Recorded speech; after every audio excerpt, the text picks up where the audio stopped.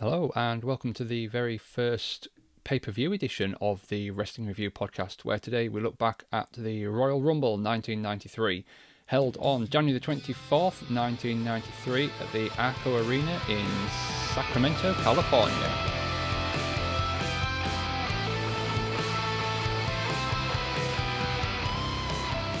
Our commentators for this one are Bobby the Brain Heenan and Gorilla Monsoon.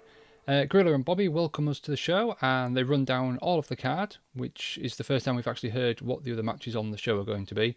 Gorilla keeps talking, and Bobby gets annoyed about what's coming up on the card, and Bobby's all he wants to mention is that later tonight he will be unveiling Narcissus. That's all that Bobby seems to mind tonight. We get our first match of the evening, which has got the Steiner brothers versus the Beverly brothers. Fink introduces the Beverly brothers, and when they come out, not much of a reaction. Steiner's come out next and get a great reaction, I thought. They seem to be really over. Fink gets cut off as they jump into the ring, as they seem to scare him a little bit with their energy and enthusiasm as the Steiners get into the ring. Fink seems to do a bit of a runner, so we don't actually get the Steiners introduced by the Fink. So I'm not sure which of the Beverly brothers is which. We did get told their names, but like I say, not sure which is which, so I'll just refer to them as the Beverlys, because, yeah, no idea which one's which. Scott starts off against one of the Beverlys. Some good amateur wrestling from Scott to start. One of the Beverlys at this point sort of begs off, goes to the ropes, stalls for some more time. Get quite a bit of stalling in this match, at least to start with. It does pick up a little, but yeah, it's not exactly fast-paced here. Hip toss from Scott and more complaining and stalling. At this point, I was just wondering who exactly are the tag team champions. So we've got a match here between the Steiners and the Beverly brothers. We're not told who the tag team champions are. We're not told if this is for a number one contenders match or anything really about the tag teams. It's just these two are against each other.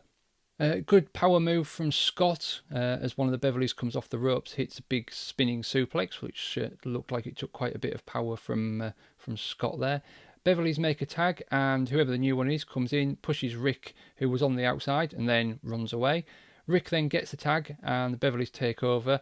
Big power slam on to Rick. Rick catches one of the Beverlys doing a leapfrog and slams him down hard, which looked pretty good as the Beverly went to leapfrog over him. Rick caught him and slammed him again. Really impressed with the power that Rick and Scott seem to have in. Scott comes in and hits a big belly to belly. Looked really good. Really nice belly to belly from Scott. Scott goes for the double underhook, but clothesline from the illegal Beverly from behind. A backbreaker to Scott and double team now from the Beverlys. Get quite a lot of this now. The Beverlys double teaming. We get a backbreaker to Scott and another double team from the Beverlys. Another backbreaker and dragging Scott over to the corner for another bit of double teaming. They seem to be really working on the back area of Scott, as Gorilla calls it, in this case, the short rib area, which is not a place on the body I've heard of before, but thanks for informing us of that one, Gorilla. Scott gets choked with the tag team rope in the corner and then gets hit with a double underhook. Crowd at this point start coming alive as Scott gets put in a Boston Crab, and the crowd really are cheering for the Steiner brothers at this point. Scott blocks a suplex attempt and hits his own, and then the Beverlys stop the tag attempt from Scott. Double underhook from Scott after being whipped into the ropes, and finally gets the hot tag to Rick. Big back body drop as Rick comes in, and another belly to back suplex, which looked again to be a really nice suplex from Steiner. Tag to Scott as Rick gets pushed to the outside. Both Beverly brothers are in the ring still. Roll up off the missed double team for a 2 count. One of the Beverlys went to the top rope, dived off, missed as Scott sort of moved out of the way while on the shoulders of the other Beverly. Attempted roll up, only got a 2 count though, but quite good. Frankensteiner from Scott looked dangerous. Looked so dangerous. Whipped the Beverly into the rope as he's coming off. Scott leaps up, hits the Frankensteiner, which is a bit like a Hurricane Runner. Dropped the Beverly straight down on the top of his head, but got the 3 count for the win. And yeah, apart from that looking nasty, it was an alright match. Much better than the match we saw from the Steiners on Raw the other week. We got a lot more time to actually see what they could do, and yeah, looked a lot better. At the end of the match, Bobby got his brain scan out and tried to draw some arrows as to where and how the double team went wrong, but he said he couldn't draw on it because something was going wrong, so we just kind of ended up with lines all over the place. It looked a little bit funky, a little bit 1993. So next up, we've got our Intercontinental Title match. We've got Shawn Michaels against Marty Jannetty. Sherry starts to make her way out to the ring first, and Gorilla says that she's making her return. So I'm not sure how long she's been out of action, but Sherry has been away. And we get a video package to show what happened in the run-up to this match just beforehand. So we see Shawn doing the infamous super kick to Marty and throwing him through the window of the barber shop, and then Marty making his return from that and going to hit Shawn with a mirror in the ring, at which point Shawn moves out of the way and sort of pushes Sherry, I would say, in front of himself to save himself, so Sherry gets hit with the mirror, so which is why Sherry's here making her return. Like I say, I'm not sure how long ago that was from, but they're still sort of selling the angle that Sherry's potentially still got some scarring or some injuries from the mirror shot. We're still not sure at this point who corner Sherry's going to be in for the match, and Marty comes out, Shawn comes out next and poses. Gorilla says that Shawn Michaels is going to be the wrestler of the 90s. Shawn asks Sherry to come into the ring, but Sherry doesn't move, she just stands and sort of looks at him. We're still not sure, is she, isn't she? Shawn at this point now seems to take ages to remove his earrings, his clothing, his title belt, but Bobby says it's all part of his game. He's making Marty wait his turn. Marty and Shawn both wearing black and white ring gear, a little bit different than each other, but I just thought it was interesting that they both sort of went for a white and black look, just kind of, I think maybe a throwback to the fact that they used to be a tag team. We get a back and forth to start, with Marty getting the upper hand eventually. Shawn gets whipped upside down into the corner. High knee knocks Shawn to the outside and slingshots Shawn back in and over. Clotheslines him straight back out onto the other side. Marty then dives through the ropes and takes Shawn down on the outside. Marty comes off the top rope and Shawn gets knocked back down again. Brain keeps calling Marty a dummy for these high-risk manoeuvres. Marty then goes up to the top rope and jumps off to the outside, where Shawn punches him, and Brain says, "There, see, that proves he was a dummy." Shawn rams Marty's shoulder into the ring post on the outside. I seem to think, as watching this, Shawn rams Marty's right shoulder into the ring post, but Marty instantly starts holding his left shoulder. So I don't know if that was a mistake from Shawn hitting his wrong shoulder or Marty selling the wrong shoulder instantly, but yeah, not quite in sync between the pair of them there. Shawn comes back out and goes after the left arm of Marty, so I assume it was supposed to be the left arm that we're working over here. Shoulder breaker from Shawn and a slam on the outside. We get a slight Marty chant at this point. And we get an axe handle off the top from Shawn onto Marty's injured shoulder, so Shawn really starts working over the shoulder at this point. Marty ducks at one point and Shawn rams his own shoulder into the ring post as he comes charging in. Shawn manages to buy himself some time and throws Marty out of the ring. Suplex blocked from Marty and suplex Shawn from the inside out to the outside, and Shawn lands sort of hard on his butt/lower back, which didn't look particularly comfortable.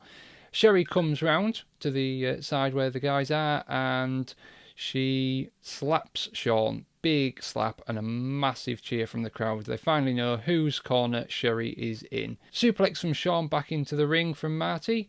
Whips Shawn into the corner and Shawn goes up and over back to the outside. Marty hits Shawn's head into the steps and then throws him back inside. We get a power slam as Shawn comes off the ropes and Marty goes to the top rope, lands on his feet as Shawn moves out of the way. Marty hits a DDT, gets a 2 count, and the crowd seem to really buy that could be the finish, that could be the 3 count there. Shawn misses his sidekick Sweet Chin Music, which it's not called yet, but Marty ducks out the way, connects with his own, and only gets a 2 from it. And very strange to see Marty doing the Sweet Chin Music and Shawn missing it. Marty slingshots into the corner and we get a roll up. At this point the referee gets knocked down, so Marty is holding Shawn for Sherry to come in and hit him, and Sherry takes off her shoe and would you believe it, as she's going to hit Shawn, Shawn ducks out the way and she clobbers Marty in the head with her shoe. Shawn gets in Sherry's face, backing her into the corner. Kick from Shawn, and this time he does get the win with the kick. So Gorilla says that this is his patented crescent kick. So at this point, when you haven't got it as a finish, we haven't got the name for it. It's just his patented crescent kick. At this point, Sherry puts her shield back on and runs away. We see Sherry run backstage and into Mean Gene, who seems to be trying to conduct some kind of interview with her as she's distraught. Shawn gets up, runs straight to the back as well, and we see that Marty's already up and giving chase. As we cut to the back, we hear Mean Gene scream, and I mean scream, at Sherry. Damn it! Settle down, you are hysterical! Shawn and Marty then have a brawl in the back as we cut back to the arena. Our third match of the evening now is Big Boss Man versus Bam Bam Bigelow. Bam Bam comes out first with his music, if we can call it that. There's a kind of, beat there to it, and basically just someone, Bam Bam, shouting Bam Bam over and over again. Kind of fits though, he looks mean, and his music fits him. Boss Man, I thought, got quite a good reaction as he came out, and noticed in Boss Man's music at one point, his music sings, he's got some singing in his music, and his music claims that he carries a big stick, a ball and chain too. Interesting to see the Boss Man looking quite a bit bigger than I remember. Obviously from the Attitude Era, when I was mostly watching, Boss Man was quite a bit trimmer than he is here. And when I was watching a long time ago, Boss Man wasn't really around. So I've only ever really seen thinner Boss Man than what we get here. Bam Bam attacks from behind. Boss Man looking like he's on the receiving end of some hard blows there from Bam Bam. Bam Bam whips him into the corner and elbows him as the two go to the outside. Kind of, your typical big man match here. I won't go into it too much because it did start to get a bit boring. Picked up again a bit towards the end, I thought. Some good moves from Bam Bam to say sort of his size. At one point caught Boss Man in midair, which I thought, looked quite impressive. Obviously, Boss Man quite a big guy at this point. Bam Bam, some good strength there to catch him. Bam Bam at one point goes for a bear hug, but with Boss Man sort of kneeling on the floor, Bam Bam goes and kneels behind him, and he can't even, he doesn't have his arms all the way around because he can't reach. Commentators call it out and say that, it's not going to do much damage if you can't lock your fingers. Boss Man gets a bit of a comeback before Bam Bam goes for the bear hug again, but again, without the fingers locked, and it really doesn't look good.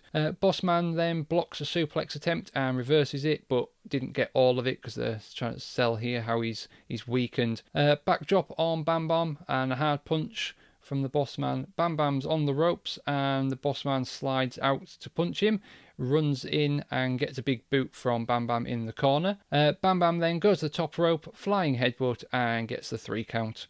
Kind of a nothing match. It was, it got a bit boring towards the middle, picked up a little bit at the end, but again, no story going into it as far as I was aware, just the two of them having a fight. No real storyline to it there. We then get some footage of Razor Ramon attacking Owen Hart from Mania 2 weeks ago, which is the footage we've already seen as we were watching on Raw. Just recapping the feud here a little bit with Bret and Razor. We then get a taped promo from Razor from the arena that they're in tonight, but this was from last night when Razor was in one of the executive boxes at a basketball game. Didn't really say much of consequence in the promo. I thought it was a bit flat, didn't really hype the match too much for me. So it's time now for our WWF Championship match. We got the Fink in the ring and he introduces the match. Razor comes out first, and I thought got quite good heat as he's coming out. At this point we cut backstage and we get a Bret Hart promo. Bret's with Mean Gene. He says that a lot of defences he's had so far, but this one is personal. Bret says that beyond the title match now, and it's personal, and it's a family thing. Razor is going to pay, and Bret will defend his honour. That's the Bret Hart promo we got as Razor was in the ring. Then, as before Bret comes out, we see, as his music starts playing, that he's stood backstage, getting ready to come out. Kind of interesting little angle we get to see here as we see Bret getting ready backstage. As he comes out, we get a massive pop for Bret. I thought was really good reaction for Bret as he came out. We see Stu and Helen sat in the crowd, and Bret holds his title up. Bret goes out, gives his glasses to a fan, at which point Razor leans out of the ring and flicks his toothpick at the fan who got the glasses, the young lad who got the glasses. I thought was a really nice little heel touch there from Razor. Bret with quick punches, and we go back and forth with Razor, and then he tries to kick him and then gets knees in the corner onto Bret, so Razor gets the upper hand. We get a hard whip, and Bret moves as Razor goes charging in after him and knees the top turnbuckle, which instantly Bret starts to work over his leg. We get a figure four from Bret. Razor reaches for the ropes and easily gets to them. Big elbow drop on the leg, and Bret is working on the knee now. Bret kicks the leg out as Razor stands up and wraps it around the ring post. Thought Bret seems to be a babyface here, but almost seems to be working sort of a heel style as we begin this match. Gorilla puts over how many title defences Bret's made since he became champion. Doesn't say exactly how many, but just says he's one of the most defendingest champions ever. Razor whips Bret into the corner, and Bret goes to slide out, but hits his ribs on the ring post as he goes to slide underneath, which I thought looked really good. It's unique, not seen that before. Backbreaker on the outside from Razor, gets a couple of those, and then rams Bret into the ring post on the outside. Razor takes over on offense and hits his fall-away slam in the ring to get a 2 count. Bret Hart whipped into the corner and hits chest first into the turnbuckles. It looks so painful. At this point, Razor gets an abdominal stretch in the middle, and eventually Bret reverses into his own, but Razor quickly powers out. Razor kicks Bret's ribs as he's laid down on the ground and gets a crossbody from Bret, gets a 2. Back and forth roll-ups at this point, and each sort of getting a quick 2 count. Crowd seems to really enjoy this part of the match, really getting into it now. Razor with a camel clutch type move, not a full camel clutch, but sitting on his back and pulling back. Seems to be working over Bret's lower back still, and those ribs. Gorilla says that tearing some intercostal cartilage can be more painful than a broken rib. So I think that's what Dr. Gorilla has diagnosed Bret here with, some intercostal cartilage tearing. A big bear hug from Razor, and Bret's hand drops twice, but manages to keep it up on the 3rd count. Crowd really coming alive now, getting into it. Bret bites Razor though to get out of this. Again, real sort of heel move from Razor, I thought, to be biting at Razor there, but gets out of it, and Bret hits a big back body drop on Razor to the outside, and then Bret with the running dive through the middle rope onto the outside as he takes down Razor. Looked really good. Again, not something I associate with Bret Hart, but here looking like he's taking a few high-risk manoeuvres. We get punches in the corner, and again, sort of Bret getting knocked back down. Big right hands from Bret starting to make a comeback here. Headbutt from Bret, more punches. Razor gets wobbly legged and finally goes down. We get an inverted atomic drop and a clothesline for a 2 count from Bret into a backbreaker, clothesline, and clothesline from the middle rope. Gets another 2 count. Running Bulldog from Bret gets another 2 count, getting some really quick, fast pin attempts here now. Russian leg sweep, although Gorilla calls it a neck breaker, gets another 2 count for Bret. Sharpshooter attempt, but Razor manages to get to the ropes. Really putting over here now how tall Razor is, so that it's easy for him to get to the rope. Bret drags him into the middle and tries again, but somehow the referee ends up falling over and the three of them sort of lie down in a heap. Not sure if that was planned or not, but yeah, looked a bit messy, I thought. And then Bret tries to go for the sharpshooter again, but can't get Razor turned over here. The commentator's saying that Razor's just too powerful. Razor goes back to working on the rib. Razor eventually sits Bret on the top rope, but Bret with the elbow and hits a back suplex. Bret goes to the middle rope and Razor gets his foot up as Bret comes off. Razor now signals for the Razor's Edge, grabs Bret and gets him up, but Bret manages to slip out the back and hits a backslide, which gets a 2. Razor again goes back to the kicks in the ribs on Bret. He whips Bret into the corner hard again. Bret is really good at getting whipped hard into the corner.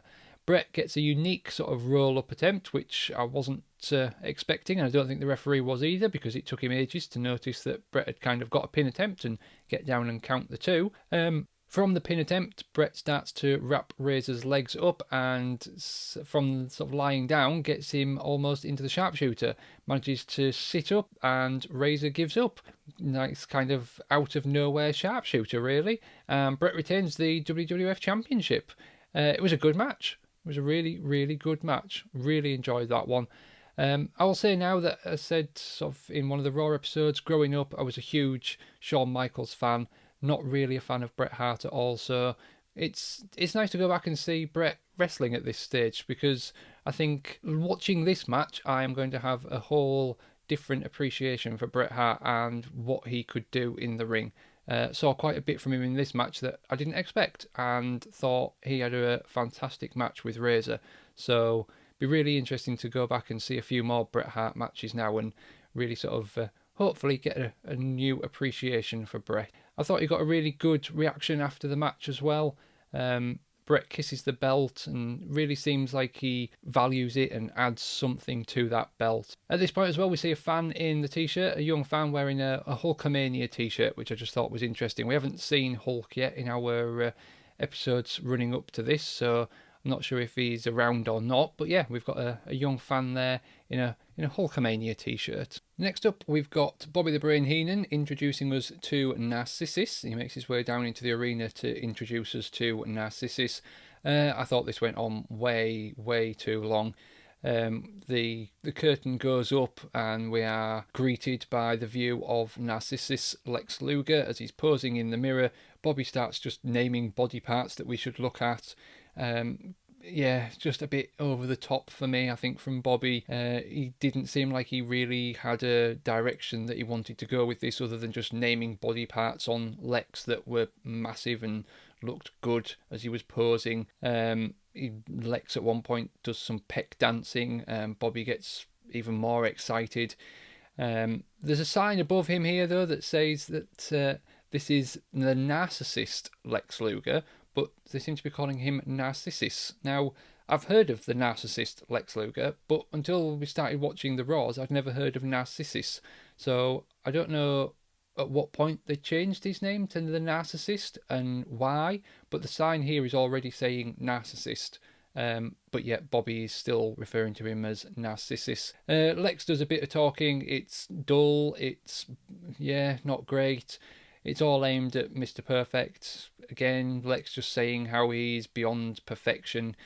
He says at one point that he's mesomorphically magnificent specimen and he's beyond perfection. Almost getting the feeling at this point that Lex has been brought in as this character purely to replace or purely to feud with Perfect. I don't know how much we get out of Lex in this gimmick, but it's very much just having a shot at Mr. Perfect and continuing that feud with Bobby. So it was, it was alright. Went on far too long. Lex looks huge, cool. Yeah, really not worth the time that was spent on this, I don't think. Unfortunately, this then was followed by The Fink introducing us to Caesar and Cleopatra, and they are from Caesar's Palace in Las Vegas, Nevada, where on April the 4th we will be having WrestleMania. Caesar comes into the ring with Cleopatra, reads from a scroll in a very kind of regal way, declaring that on Sunday, April the 4th, 1993, all roads don't lead to Rome, they lead to Caesar's Palace and WrestleMania.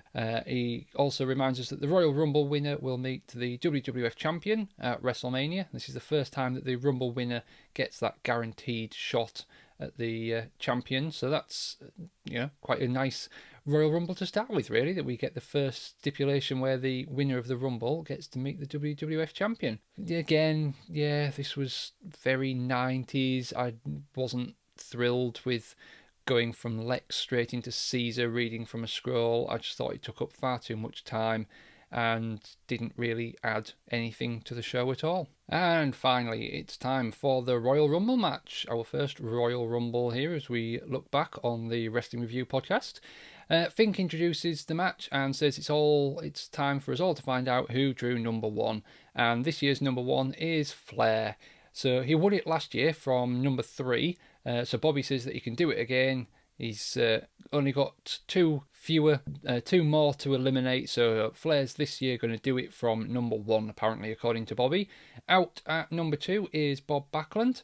Bob comes out with no music, and we're told that Bob's making a comeback at the age of 43. One of the commentators informs us that both are former champions, and both of them are wearing red, which yeah, it's kind of interesting, I suppose, if you're into what they're wearing. Now, I was going to kind of do this as a bit of a watch along and see how the Rumble goes, but I watched it. I was going to make some notes, come back and watch it again and record as I watched it, but you know what, it got so boring partway through this that I can't bring myself to watch it again. I'll quickly run through who comes in, who gets eliminated and by who, and if there's any interesting points I'll mention it. Yeah, I would avoid this one if you want. It's not high up on the list of Rumbles to watch. I'll explain why as we get going through, or why I think so, but it's, yeah, one to avoid, I would say. Out next is Papa Shango, who goes straight after Bob Backlund. He quickly gets eliminated by Rick as he's trying to get Bob out. Number 4 is the Million Dollar Man. He quickly goes to work on Bob Backlund as well. Ted, we're told, is the reigning tag team champion along with IRS. So that answers my question from earlier. Who are the tag team champions? Number 5 is one of the Nasty Boys. I'm not sure I was told which one, and I have no idea. So all I know is that it was one of the Nasty Boys. Coming out at number 6 was Virgil, and obviously he goes straight after Ted DiBiase. DiBiase goes straight after him as he comes in. Inverted atomic drop from Virgil on Ted, and double back body drop on Ted from Virgil and one of the Nasty Boys. The Nasty Boy then eliminates himself as he flies over the top as Ted drops down and the Nasty Boy just goes flying over the top rope. Out at number 7 is Jerry the King Lawler. We heard him briefly the other episode of Raw when we cut to the Superstars tapings. It's our first look at Jerry Lawler here. He comes in and goes after Virgil, but Rick pulls him off and gives him some chops. Jerry fires back with a flurry of punches, and Rick goes under the bottom rope to the outside. So I thought it was interesting to see Rick kind of running away from Jerry Lawler. Number 8 is out next, and that's Max Moon. Yeah, Max Moon, cool. Number 9 is Tenryu. Not a clue. Tenryu, apparently. Yeah, never heard of him. Number 10 is Mr. Perfect. He comes in and obviously goes straight after Flair. As soon as he comes in, Rick pokes him in the eyes and starts chopping. Perfect gets the better of him and starts chopping away at Rick. Flair gets thrown off the top rope by Mr. Perfect, and we get mention here of their match tomorrow night on Raw. Perfect goes up into the corner and hits the 10 punches, so don't forget tomorrow night on Raw, or on our next episode of the Wrestling Review podcast, we'll see that loser leaves WWF match between Mr. Perfect and Ric Flair. Skinner's out at number 11 and he holds Perfect for Flair to chop or punch, but Perfect kind of just wanders off. But then Mr. Perfect eliminates Ric Flair after a whip reversal, so he goes to throw him into the rope, do-si-do, and out Flair goes. So Flair is not happy on the outside. Bobby with his line, I think, here from last year's Rumble where he's saying, "That's not fair to Flair, it's not fair to Flair." Virgil holds Jerry, but Perfect, again, just kind of walks away. So yeah, I thought quite a shock to see Ric Flair go out this early after lasting so long in the Rumble last year. It was a bit of a shame to see him go out so soon. Out at number 12 is Koko Beware. He seems full of energy and dancing as he comes down to the ring.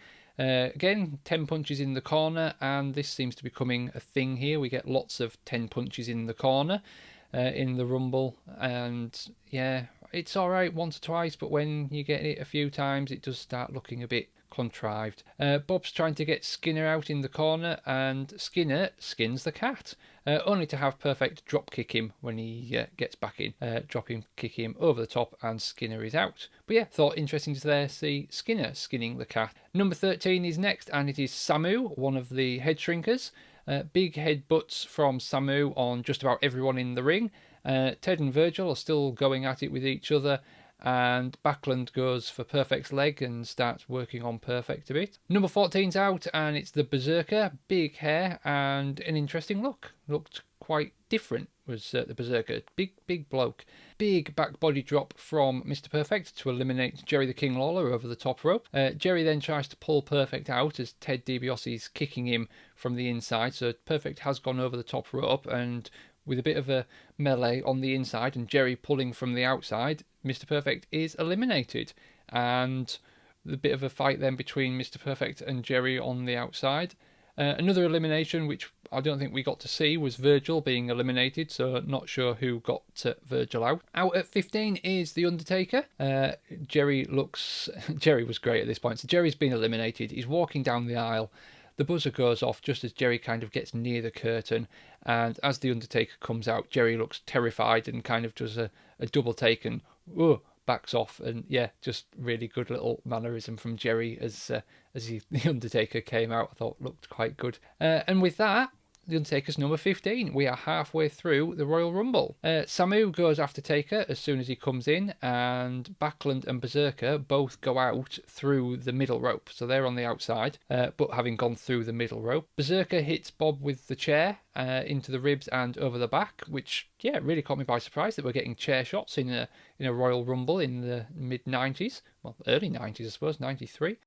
Taker then eliminates Samu. Bob gets slammed hard on the cement floor after the Berserker takes a pad up, and then we see Taker eliminating Tenryu. Out at number 16 is Terry Taylor, who goes straight after Koko Beware. Ted DiBiase at this point eliminates Terry and Koko as they're fighting against the ropes. Undertaker choke slams Ted DiBiase and then goes and throws him over the top from a clothesline. So we've got Ted DiBiase eliminated by The Undertaker here. So Taker ends up being the only one left in the ring with Bob on the outside. And then out of nowhere, this huge man starts walking down the ring. Bobby and Gorilla have no idea who he is. He comes down the aisle with someone screaming at him to go and get Taker, who then at this point eliminates the Berserker. So he turns round and sees this giant stood in the ring. The commentators tell us that it is in fact Harvey Whippleman that's with the giant. They have no idea who he is, and we see him stood in the ring, and he just absolutely towers over Taker. Now I know Taker's a pretty tall dude, but whoever he is, it's just towering over Taker. It looks quite impressive. It's quite a sight to see. At this point, number 17's announced, and out comes Damien Demento. We don't see him, but we're told it is Damien. Taker's being towered over, and the camera angle just looks really good. We just see Taker being dwarfed by this absolute giant, who then the giant decides to chop Taker and clubs him over the back, chops him over the top rope. So I assume Undertaker's eliminated, even though this guy isn't in the match. Taker is gone over the top and lands on the outside. We then do see Damien on the far side, and the giant rams Taker into the steel steps and just absolutely being dismantled here by this big giant of a man. He's got an all-in-one sort of suit on with hairy shoulders, hairy forearms, hairy waist, and sort of hair down the sides of his legs. Not quite sure what the gimmick is, but yeah, he's huge. Number 18 is IRS, comes out and gets, takes a little back seat. IRS doesn't fancy getting anywhere near the action either, as so does Damien, who's still wandering on the far side. The giant gets Taker's leg and wraps it around the ring post, not once, not twice, but 3 times. The referees finally try to get it to stop, and then he wraps Taker's leg around the rope for a 4th time. Giant beats his chest and gets booed by the crowd, unsurprisingly. And he finally starts to make his way to the back, at which point Bob is back in the ring with IRS and Damien. Taker's just left laying in the corner. 19 is out next, and it is Tatanka. Paul Bearer comes back down to the ring, and with the urn and the power of the urn, gets Taker to sit up, who very slowly and carefully starts making his way back to the giant, who has already disappeared through the curtain. So Taker's limping his way towards the back. Gorilla says that the giant must have been about 8 feet tall, and as Bobby pointed out, 20 foot tall earlier, so Gorilla disagrees and says it was probably 8, not 20 foot tall. Number 20 is another of the Nasty Boys. Again, yeah, no idea, one of them. The Nasty holds IRS's tie as he's punching him. So he's got one hand holding his tie whilst punching him, so he can punch him and pull him back in, which, yeah, quite like that. Typhoon's out next, and Bobby, for some reason, calls him Tugboat. So an old gimmick, I think, being incorrectly called there. He then kind of goes, Tugboat, Typhoon, Buffoon, whatever he is.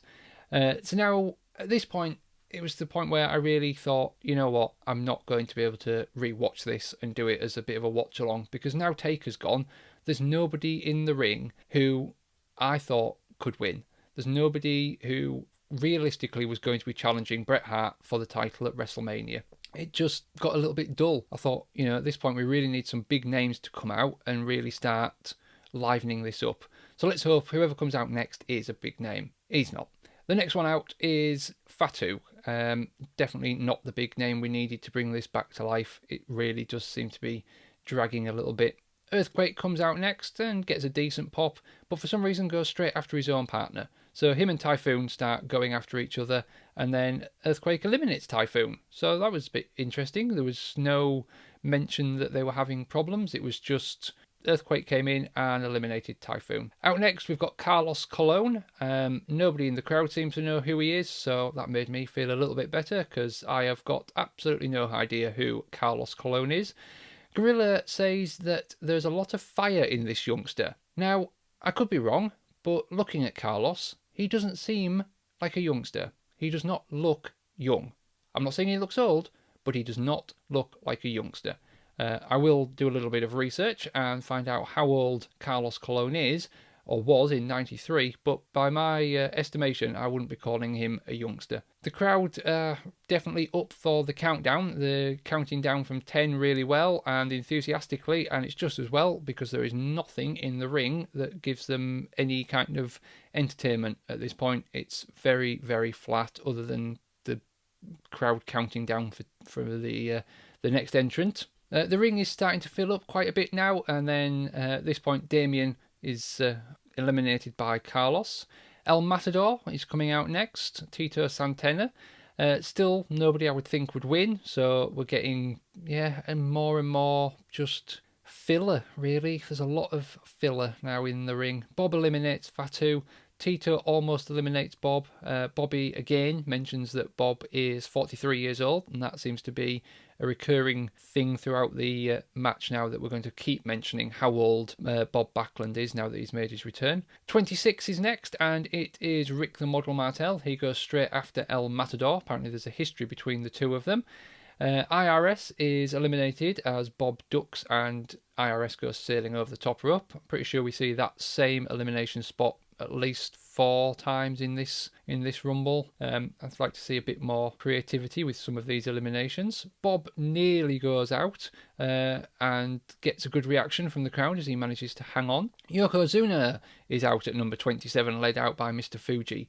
So at this point, we've got a big name. We've got someone who I think maybe will go on and win it. The only problem is, he's the only one currently out that I think could go on and win it. So there isn't still really any intrigue. It's just, it's Yoko now or nothing, really. It kind of gives it away, I think. I don't know. There was a few bigger names like your Ric Flair, your Mr. Perfect early on, but they got eliminated. To me, some of the bigger names were eliminated too early. It's left this whole middle section with not a lot going on. Nobody you could really hang your hat on and say, oh, they might win it, I'm going to get behind them. Gorilla says that nobody has ever knocked Yoko off his feet yet. Tatanka gets eliminated by Yoko, and so is Carlos. Earthquake and Yoko square up. Crowd seem to come alive for this. They're like the face-off of the two big men. Yoko gets into his sumo stance while Earthquake shakes the ring, jumping up and down. Crowd definitely come alive for this. Earthquake runs into Yoko, but neither men move, and they do the same spot again, with neither man giving an inch. Owen Hart comes out at this point. It's number 28. Earthquake starts to wobble as Yoko's getting the better of him, but he still won't go down. Splash from Earthquake, though, in the corner, and tried again, but misses. Yoko then belly to bellies Earthquake up and over the top. I don't think it's maybe as smooth as they'd planned or as they'd hoped for, but it really did look good. Really made Yoko look strong. He picked up and he belly to belly suplexed Earthquake up and over that top rope. Repo Man's out and goes straight after Yoko. Bit of a mistake from Repo, not who I'd be going after if I was just coming out. Tito and Bob trying to get Yoko up, and suddenly everyone that's left in rushes over and tries to fight to get Yoko up and over, but Yoko manages to fight them all off. Next out is the Macho Man, and Macho Man is the last entrant. He's out at number 30. Big pop for Macho coming out, which made me think, you know what? Macho might just do this. He's still pretty over. Obviously, on the 2 episodes of Raw we've seen so far, he's been commentating, But that's not to say he's not wrestling on other shows that I haven't seen, that I'm not aware of. He might still be sort of a big deal at this point. It's, a good reaction from him. So Macho comes in, goes straight after the Repo Man. Again, continuing that feud from Raw we've seen. Tito gets eliminated by Yoko. The Nasty Boy gets eliminated. Owen, at this point, gets thrown over the top, but skins the cat. So out of all of these, I'd say Yoko's looking like the only winner. Yeah, definitely now. Which just Macho seems to be in this feud with Repo. I can't see him going from a Repo feud to a feud with Bret Hart for the title. Owen goes out hard. So he charges at Yoko, and Yoko sort of sidesteps and throws him as Owen's sailing through the air, and he really lands awkwardly, or he really looks like he lands awkwardly on his knee. He looks to be in pain as soon as he lands, as Yoko's throwing him over the top rope. Macho Man eliminates Repo Man as the model tries to get Bob out. Gorilla says that Bob has nearly broken Flair's record for the longest stint in the Rumble. Backlund gets the model on the top rope and dumps him out, so maybe Bob is going to be the surprise winner here. Maybe this is the story we're going with, that he came in at number 2 and he's beaten Flair's record, and he's 43, he's come back and he's going to WrestleMania to challenge for the title. It's not out the realms of possibility. It wouldn't be a bad storyline. And you know what? I think a Bob Backlund Bret Hart match would be more than entertaining. From what I've seen of Bob in this, he's not done a lot. Don't get me wrong. He's not set the world alight, but I'm being quite impressed with Bob, and certainly how well he's managed to keep going. He's 43, do you know? Bobby reminds us of that again. Bob with the dropkick then on Yoko, and he doesn't move. Bob charges, Yoko sidesteps, and Bob sails over the top rope. So we've got another similar elimination again, and the crowd are not happy. They really seem to want to get behind Bob Backlund. And it was good to see that he got quite a reaction as he got eliminated. Mr. Fuji comes walking back down as we are down to the final two. We have Yoko and Macho. Yoko starts working over the Macho Man with punches, choking him in the corner and headbutts from Yoko. Macho starts a bit of a comeback with kicks and punches. Yoko gets wobbled and again nearly goes down but staggers back into the ropes. Looks a little bit wobbly, but we're still hyping that Yoko hasn't yet been taken off his feet. Savage goes to the top rope and hits an axe handle. Yoko, though, still standing. Savage goes up again, and this time he comes off, hits the axe handle again, and takes Yoko down to one knee.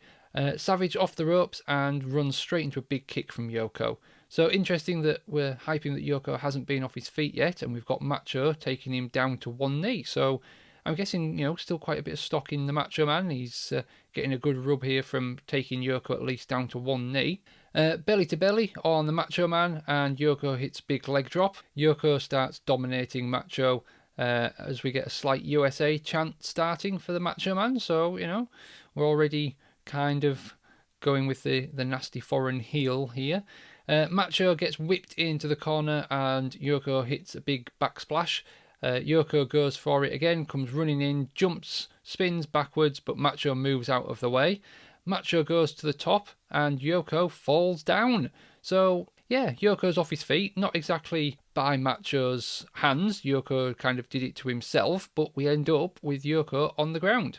Macho quickly goes up to the top rope as he falls down, and Savage hits the elbow drop, and then, surprisingly, goes for a pin. So, Macho Man, this isn't his first Rumble. He's a seasoned veteran at this point. He knows the rules. We all know the rules. Pinfalls don't count. Why he tries to go for a pin, I do not know. But Macho hits the elbow and goes for a pin. Yoko then, from the kick out, powers him up and straight over the top rope. So Yoko, instead of just kicking out, gets the kick out by powering up and throwing Macho over the top. It looked like Macho had to help him quite a bit as well. It just didn't look great. It didn't look like Yoko powered him up. We kind of got him up and then Macho jumped. It was, not a great ending. I think Yoko could have been made to look a lot stronger had he just, annihilated Macho, beat him up for a bit and then just tossed him out. Or, if you wanted to give Macho that little willy won't he, runs into a big kick and flies over the top, something like that. Not a great end to the Rumble. Not a great Rumble. Made worse at the end by Caesar's music playing rather than Yoko's, so we don't even get Yokozuna's music at the end. We get Caesar's music, and him and Cleopatra make their way back down to the ring again. Yoko kind of just gets out of the ring and walks to the back. Gorilla and Bobby thank us for tuning in. We get a highlight package of the evening, and then just at the end of this, you think we're almost done, we see a backstage video with the sort of music that we've had over the highlight package still playing, and we see Yoko posing for some pictures with Fuji as Bret walks in and kind of, very angrily shows Yoko the WWF Championship belt, points at it, kind of gets in Yoko's face a bit and walks off. So kind of, again, a little bit heelish from Bret, I thought there. It was strange that our face champion's walking up and trying to get in the face of Yoko, having just won the Royal Rumble. So there we are, the end of the 1993 WWF Royal Rumble and our first pay-per-view on the Wrestling Review podcast. Not the best, let's not beat about in the bush. The Intercontinental Title match I thought was quite good. The Steiners looked quite good. Bret and Razor match for the championship was good. Bossman Bam Bam was dull. The Beverly brothers weren't anything special, although the Steiners tried. The Rumble was, not a great one by any stretch. A few things coming out of the Rumble that we'll be looking forward to on Raw now, so we'll see where the Macho Man, Repo Man feud goes. We've got Flair and Perfect in a loser leaves WWF match. I feel like the Marty Shawn feud maybe isn't quite over. We've now got Yoko being the challenger leading up to WrestleMania, so it'll be interesting to see what happens with him and Bret. But on the whole, an okay show, an okay Rumble.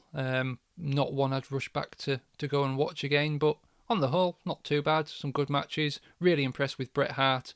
I think probably the match of the night was Bret Hart's match. And for me, best performer on the show was probably Bret. It was, surprising to see him throwing out some different moves than what I would expect, and getting to see him at this time when I was aware of Bret, but like I say, not quite watching wrestling yet.